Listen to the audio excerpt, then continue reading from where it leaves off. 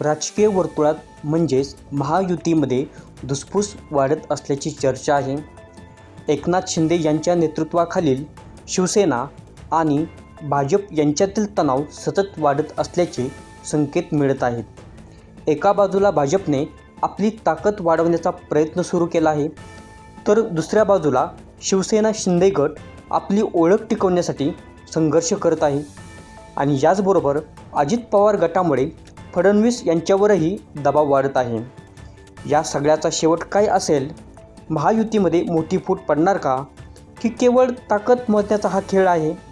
पुढील काही दिवसात महाराष्ट्राच्या राजकारणात मोठी उलथापालथ होऊ शकते. यामागील नेमके कारण काय? कोणता मोठा निर्णय महायुतीला हादरू शकतो? संपूर्ण माहिती पाहूया. तत्पूर्वी चॅनलला लाईक करा, शेअर करा आणि सबस्क्राईब जरूर करायचं आहे. सर्वप्रथम आपण शिवसेना आणि भाजप यांची 2014 ते 2019 मधील युती आणि संघर्ष लढा पाहूया. आणि जे उद्धव साहेबांसोबत झालं तेच शिंदेंसोबत होत आहे का ते पाहूया. महाराष्ट्राच्या राजकारणात भाजप आणि शिवसेनेची युती हा नेहमीच चर्चेचा विषय राहिला आहे. दोन्ही पक्षांनी मिळून सत्ता संपादन केली, पण त्यांच्या नात्यातील तणाव सातत्याने वाढत गेला. 2014-2019च्या निवडणुकांमध्ये भाजप शिवसेनेचा प्रवास कसा राहिला आणि या दोघांमध्ये एवढी कटुता का निर्माण झाली याचेही कारण आपण पुढे पाहूया.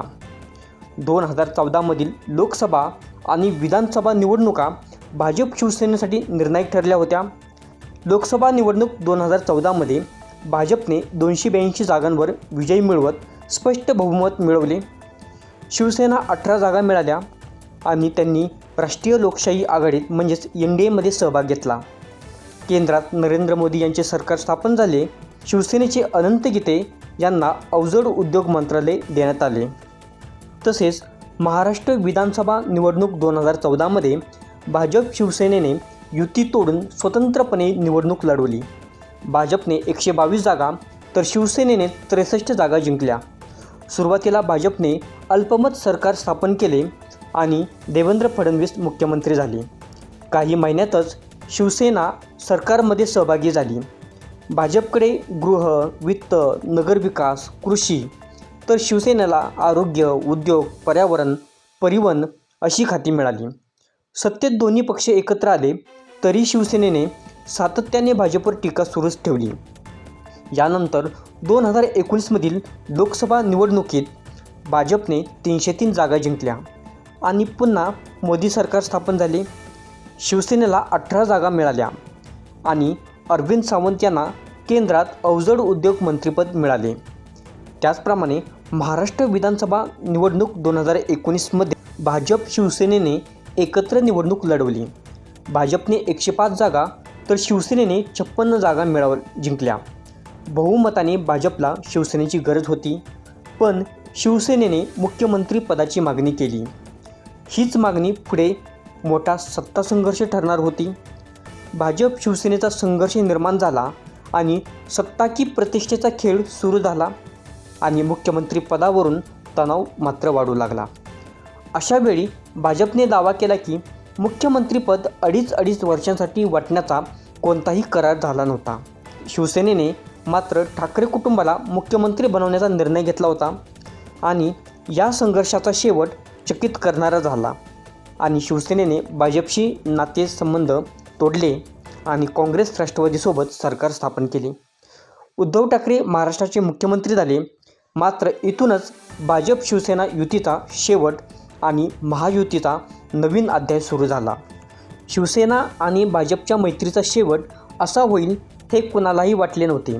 पण 2022मध्ये एकनाथ शिंदे यांनी मोठे बंड करत शिवसेनेत फूट पाडली आणि भाजपसोबत युती केली. आता प्रश्न हा आहे की भाजप शिवसेनेचा संघर्ष पूर्ण संपला आहे का, की पुन्हा एकदा इतिहासाची पुनरावृत्ती होणार आहे का?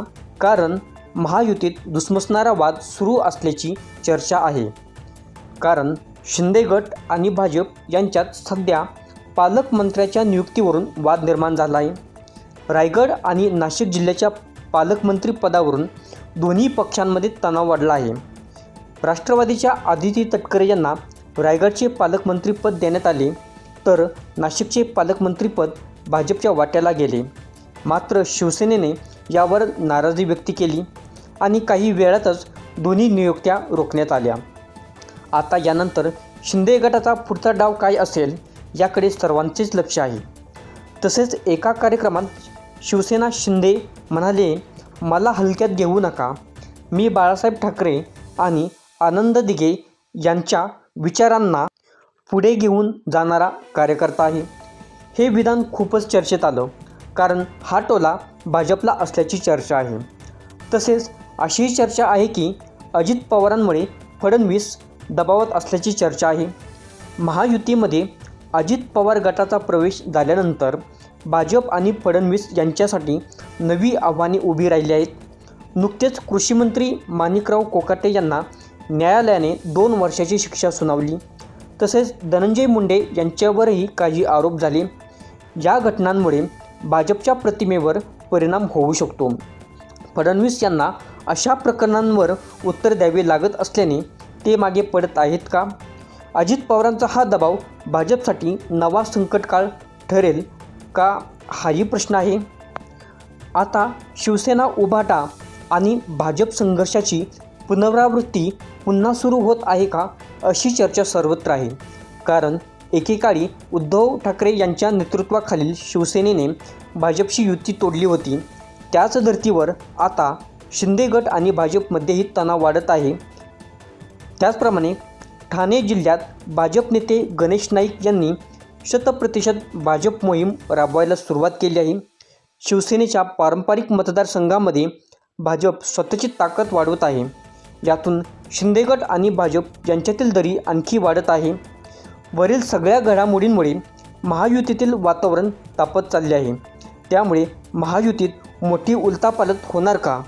राज्याच्या राजकारणात नवीन संघर्ष निर्माण होणार का? आता येणाऱ्या काही काळामध्येच हे सर्व काही लवकर स्पष्ट होईल.